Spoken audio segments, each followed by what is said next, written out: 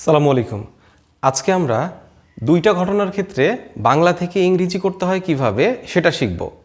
যারা শেখার জন্য ভিডিওটা দেখতে চায় তাদেরকে পুরো ভিডিওটা দেখতে হবে, না হলে বোঝা যাবে না। এবং আশা করি এই ভিডিওর পরে দুইটা ঘটনার ক্ষেত্রে বাংলা থেকে ইংরেজি করতে আর কখনো সমস্যা হবে না।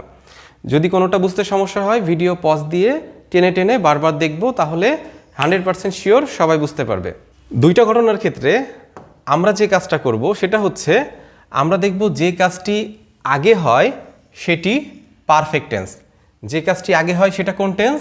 সেটা পারফেক্ট টেন্স।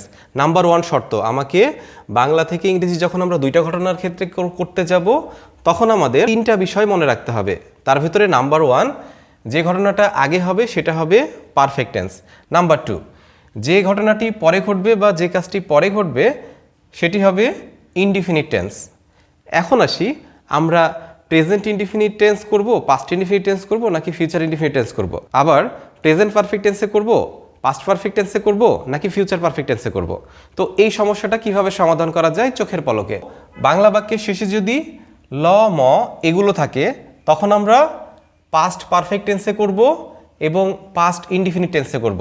অর্থাৎ যে কাজটা আগে হবে এবং সেই বাক্যের ভিতরে যদি ল ম থাকে তাহলে যেটা আগে হবে সেখানে আমরা করব পাস্ট পারফেক্ট টেন্স, যেটা পরে হবে সেখানে আমরা করব পাস্ট ইনডিফিনিট টেন্স। এরপরে যদি কোনো বাক্যের শেষে ব থাকে এবং দুইটা ঘটনা থাকে তখন আমরা দেখব যে ঘটনাটা আগে হবে সেটার শেষে যদি ব থাকে তাহলে আমরা আগে যেটা হবে সেটাকে করব ফিউচার পারফেক্ট টেন্সে এবং যেটা পরে হবে সেটাকে আমরা করব ফিউচার ইনডিফিনিট টেন্সে। খুবই সহজ, আমরা একটু মন দিয়ে আগে বুঝে নেই যে দুইটা ঘটনা থাকবে এবং বাংলা বাক্যের শেষে ল ম ব এগুলো থাকবে। তো যদি শেষে ব থাকে এবং যে কাজটা আগে হবে সেটাকে আমরা তখন ব থাকার কারণে আমরা তখন কোন টেন্সে করব? আগের ঘটনাটাকে ফিউচার পারফেক্টে করব। আর যেটা পরের ঘটনা থাকবে সেটাকে আমরা ফিউচার ইনডিফিনিট টেন্সে করব। আবার যদি দেখি যে দুইটা ঘটনা শেষে ল অথবা ম আছে তখন আমরা কি করব? তখন দুইটা ঘটনা যে ঘটনাটা আগে হবে সেটাকে আমরা পাস্ট পারফেক্ট টেন্সে করব, দুইটা ঘটনার যে ঘটনাটা পরে ঘটবে সেটাকে আমরা পাস্ট ইনডিফিনিট টেন্সে করব। এখন আসি, দুইটা ঘটনা আছে কিন্তু বাক্যের শেষে ল ম ব এগুলোর কোনোটাই নাই, তখন আমরা কি করব? তখন আমরা যে ঘটনাটা আগে ঘটবে সেটাকে আমরা প্রেজেন্ট পারফেক্ট টেন্সের স্ট্রাকচারে করব, আর যে ঘটনাটা পরে ঘটবে সেটাকে আমরা প্রেজেন্ট ইনডিফিনিট টেন্সের স্ট্রাকচারে করব। এখন আমাদের শিখতে হবে পারফেক্ট টেন্সের স্ট্রাকচার এবং ইনডিফিনিট টেন্সের স্ট্রাকচার। এখন আমরা স্ট্রাকচারগুলো দেখি, খুব সহজে মন দিয়ে বুঝবো। আমরা লাইফে একটা ক্লাসই শেখার জন্য যথেষ্ট, সারা জীবন আর শিখতে হবে না, একবারই। সেটা হচ্ছে যদি প্রেজেন্ট পারফেক্ট টেন্স হয় অর্থাৎ শেষে যদি ল ম ব না থাকে এবং দুইটা ঘটনার যে ঘটনাটা আগে ঘটবে সেটাকে আমরা এই স্ট্রাকচারে লিখব, অর্থাৎ হ্যাভ অথবা হ্যাজ প্লাস V3 এই স্ট্রাকচারে লিখব। যদি দেখি যে দুইটা ঘটনা আছে এবং যেটা আগে হচ্ছে সেটাকে আমরা পাস্ট পারফেক্টে করব, কখন? যখন দেখব বাংলা বাক্যের শেষে ল অথবা ম আছে। তো ল অথবা ম থাকলে আমরা পাস্ট পারফেক্ট টেন্সের স্ট্রাকচারে করব, যেটা আগে হবে সেটা। তো পাস্ট পারফেক্টের স্ট্রাকচার কি? সেটা হচ্ছে হ্যাড প্লাস V3। তো আমরা যদি এই দুইটাকে একটু তুলনা করি স্ট্রাকচারগুলোকে তাহলে দেখব প্রেজেন্ট যখন হচ্ছে তখন সেটা হচ্ছে হ্যাভ অথবা হ্যাজ, তারপরে V3। এখানে কিন্তু V3 পাস্ট পারফেক্টেও আছে। আবার যদি বলি ফিউচার পারফেক্ট, এখানেও কিন্তু V3 আছে। তার মানে প্রত্যেকটা পারফেক্ট টেন্সেই কি থাকে? V3 থাকে। আর চেঞ্জ হচ্ছে কোথায়? সেটা হচ্ছে সাহায্যকারী ভার্বে। এখানে যখন আমরা বলছি প্রেজেন্ট পারফেক্ট তখন হচ্ছে হ্যাভ অথবা হ্যাজ, যখন আমরা বলছি পাস্ট পারফেক্ট তখন কি হচ্ছে? হ্যাড হচ্ছে, অর্থাৎ হ্যাভ হ্যাজের পাস্ট ফর্ম হচ্ছে হ্যাড। আর যখন হবে ফিউচার পারফেক্ট তখন হবে উইল হ্যাভ। এই কথাটুকু আমরা একটু মনে রাখবো, বুঝে পড়লে খুব সহজে মনে রাখা যায়। এখন আমরা দেখি প্রেজেন্ট ইনডিফিনিট। আমরা কি করব, প্রেজেন্ট ইনডিফিনিটের স্ট্রাকচার হিসাবে মূল ভার্ব বসাবো। যদি দেখি ফার্স্ট ইনডিফিনিট তখন আমরা V2 বা ভার্বের পাস্ট ফর্ম বসাবো।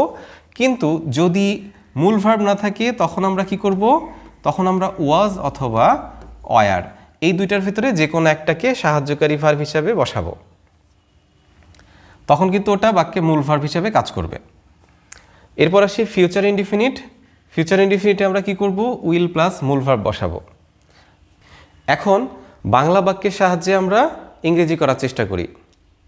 এখানে একটি বাংলা বাক্য আছে, সেটা হচ্ছে সে ভাত খাওয়ার পরে। প্রথম কথা হচ্ছে পরে, পরে কি হয়, আমি বই পড়ি। এখন আমরা যদি দেখি সে ভাত খাওয়ার পরে, একজন ভাত খাবে বা খাওয়া শেষ করবে, তারপরে কি হবে, আমি বই পড়ি। এটা সব সময় যখন হয় যে আমার এক ফ্রেন্ড আছে বা আমার ছোট ভাই বা বোন আছে যে ভাত খাওয়া শেষ করার পরে আমি বই পড়ি, একজন ভাত খায় তারপরে আমি বই পড়ি। তাহলে এখানে কোনটা আগে হয়, আগে সে ভাত খায় তারপর তো আমি বই পড়ি। আমি অপেক্ষা করি খাওয়াটা কখন শেষ হবে, ওর খাওয়া যখন শেষ হবে তারপর ও চলে যাবে, তারপর আমি বই পড়ব, এরকম। তো এখানে এইটা হচ্ছে আগে হচ্ছে সে ভাত খাওয়া, এটা আগের ঘটনা, অর্থাৎ এটাকে আমরা কি করব, পারফেক্ট করব।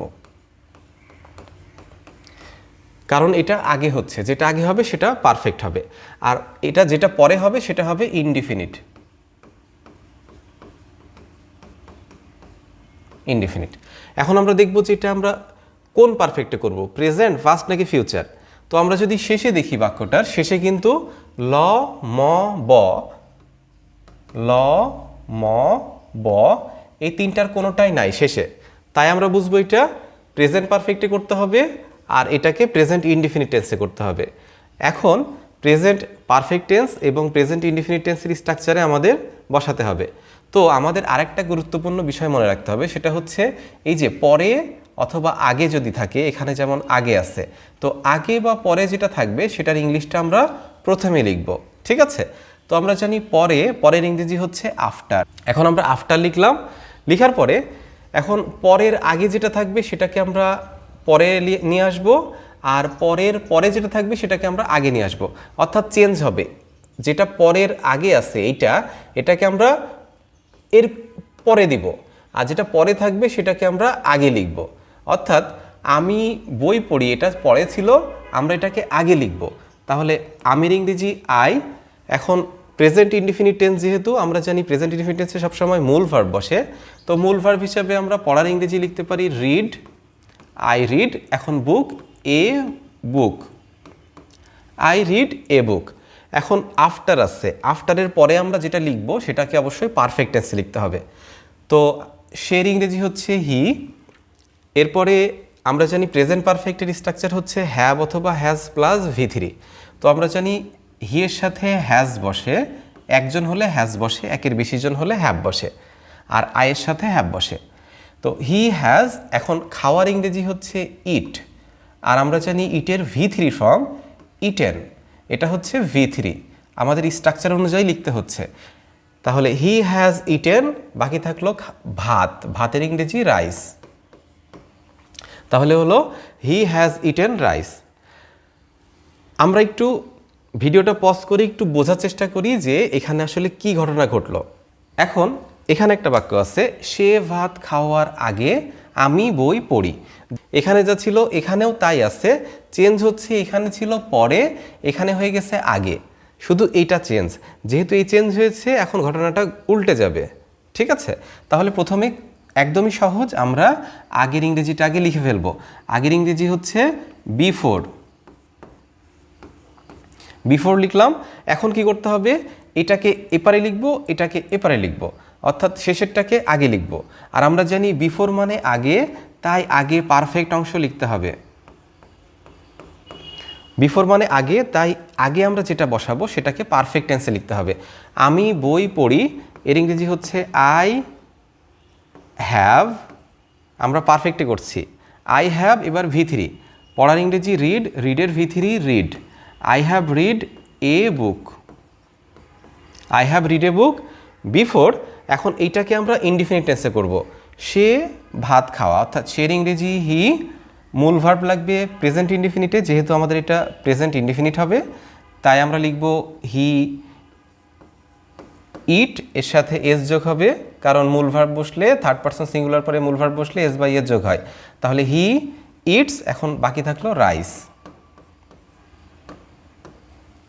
এখন আমরা দেখি পাস্টে থাকলে কি করব। এতক্ষণ আমরা দেখলাম প্রেজেন্টে থাকলে কি করব, এখন দেখি পাস্টে, অর্থাৎ শেষে যদি ল ম থাকে তখন আমরা কিভাবে ইংরেজি করতে পারি। এখানে চেঞ্জ হয়ে পড়েছিলাম হবে। কি হলো, পড়িটা হয়ে গেল পড়েছিলাম। তো যেহেতু বাংলা বাক্যের শেষে ম আছে তাই এটা কি হবে, এটা পাস্ট পারফেক্ট হবে এবং পাস্ট ইনডিফিনিট হবে। তাহলে আমরা চেঞ্জটা খেয়াল করি, যখন আমরা দেখছি যে ম অথবা ল আসছে তখন কি হচ্ছে, তখন পাস্টে বাক্য করতে হবে। তাহলে যে ঘটনাটা আগে হবে সেটাকে আমরা পাস্ট পারফেক্টে করব এবং যে ঘটনাটা পরে ঘটবে সেটাকে আমরা পাস্ট ইনডিফিনিটে করব। এখন পাস্ট পারফেক্টে কি হয়, পাস্ট পারফেক্টে হ্যাড বসে, তাই আমরা কি করব, এখানে হ্যাজ ছিল, হ্যাজটা হয়ে যাবে হ্যাড। ওকে, আর এখানে একটা চেঞ্জ হবে, সেটা হচ্ছে এখানে রিড, আমরা জানি রিডের ভি2 ফর্ম, রিডের ভি2 ফর্ম কিন্তু রিডি। ওকে, এটা কিন্তু ভি2, এটা ভি1 না, পাস্ট ফর্ম। অর্থাৎ একটা অংশ আমাদের কি হলো, পাস্ট পারফেক্টে হলো, আরেকটা অংশ আমাদের কি হলো, পাস্ট ইনডিফিনিটে হলো। আর বাংলা বাক্যে কি হয়েছিল, বাংলা বাক্যে সব কিছু একই রকম ছিল, শুধু আমি পড়ি ছিল, পড়ির জায়গায় চেঞ্জ হয়ে পড়েছিলাম হয়েছিল, পড়ির জায়গায় পড়েছিলাম। জাস্ট ম আসছে, ম আসার কারণে আমাদের একটা অংশ পাস্ট পারফেক্ট হবে, একটা অংশ পাস্ট ইনডিফিনিট হবে। একই রকমভাবে আমরা যদি দেখি এখানে পড়েছিলাম, আচ্ছা যখন এখানে পড়েছিলাম হচ্ছে তখন কি হচ্ছে, এখানে আমরা যখন বিফোরের আগে পারফেক্ট অংশ লিখব তখন এখানে হ্যাবের জায়গায় কি হবে, আমরা জানি পাস্ট পারফেক্টে হ্যাড বসে তারপরে ভি3 বসে, তাই এখানে হ্যাড বসলো এবং এটা কিন্তু ভি3, এখানেও কিন্তু এটা ভি3 হয়েছে আর এটা ভি2। আর এখানে কি করতে হবে, এখানে ভার্বের ভি2 ফর্ম দিতে হবে, অর্থাৎ ইটের ভি2 ফর্ম অ্যাট। তাহলে আমরা দেখতে পাচ্ছি যে শুধুমাত্র বাংলা বাক্যের শেষে সামান্য চেঞ্জ হওয়ার কারণে আমাদের ইংলিশ করার সময় ইংলিশের স্ট্রাকচারেও কিন্তু সামান্য চেঞ্জ হচ্ছে, খুব বেশি চেঞ্জ কিন্তু হচ্ছে না। আমরা সব কিছুই একই রকম রাখছি, শুধুমাত্র সাহায্যকারী ভার্বগুলোতে চেঞ্জ হয়ে যাচ্ছে অথবা মূল ভার্ব যেগুলো আছে সেগুলোতে চেঞ্জ হচ্ছে, বাকি সব কিছু কিন্তু একই রকম থাকছে। এখন আমরা শিখি বাংলা বাক্যের শেষে যদি ব থাকে এবং দুইটা ঘটনা থাকে তখন আমরা কিভাবে ইংরেজি করতে পারি। প্রথমে আমাদের যে কাজটা করতে হবে সেটা হচ্ছে এখানে পড়েছিলাম, এটা বাদ হয়ে কি হবে, এটা বাদ হয়ে হবে পড়ব, পড়ব, অর্থাৎ শেষে একটা ব আনলাম। যেহেতু শেষে ব আনলাম তার মানে হচ্ছে সব কিছু এখন ফিউচারে হয়ে যাবে, ঠিক আছে। অর্থাৎ এখানে কিন্তু হ্যাড থাকতে পারবে না, এখন আমাদের ফিউচার পারফেক্টের স্ট্রাকচার হচ্ছে উইল হ্যাভ। আমরা এখানে উইল হ্যাভ লিখব, will have plus eaten rice, অর্থাৎ ভি3 প্লাস বাকি অংশ। আর এখানে কি হবে, এখানেও একটা চেঞ্জ আসবে, সেটা হচ্ছে এখানে আমরা জানি ফিউচার ইনডিফিনিটের স্ট্রাকচার হচ্ছে উইল প্লাস ভি1 অর্থাৎ রিড। জাস্ট এতটুকু শুধু চেঞ্জ হবে আর বাকি সব কিছু কিন্তু আগের মতোই থাকবে। আমরা জাস্ট একটু বুঝি, আগে সবাই বুঝতে হবে, বুঝতে পারলে এর মতো সহজ আর কোনো কিছু নাই। এখন যদি আমরা দেখি যে বাক্যের ভেতরে আগে আছে, আগে, তো আগে থাকলে কি করব, আগে থাকলে আমরা দেখি এখানে কি হবে, চেঞ্জ হয়ে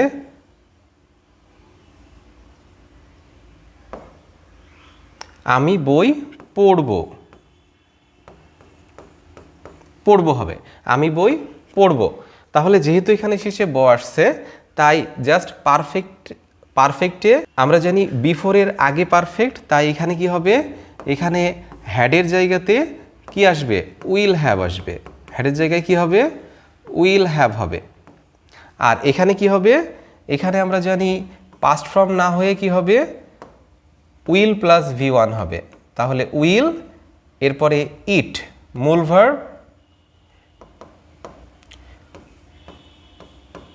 ভার্ব, ইট। আমরা একটু বারবার যদি ভিডিওটা কয়েকবার দেখি তাহলে প্রত্যেকে বাংলা থেকে ইংরেজি দুইটা ঘটনার ক্ষেত্রে খুব সহজে করতে পারবো। ইংরেজির আরও অনেক গুরুত্বপূর্ণ বিষয়ে আমাদের ভিডিও থাকবে। আমাদের ক্লাস ভালো লাগলে লাইক, কমেন্ট, শেয়ার করবেন, আমাদের পাশে থাকবেন। সবাইকে অনেক ধন্যবাদ। আসসালামু আলাইকুম।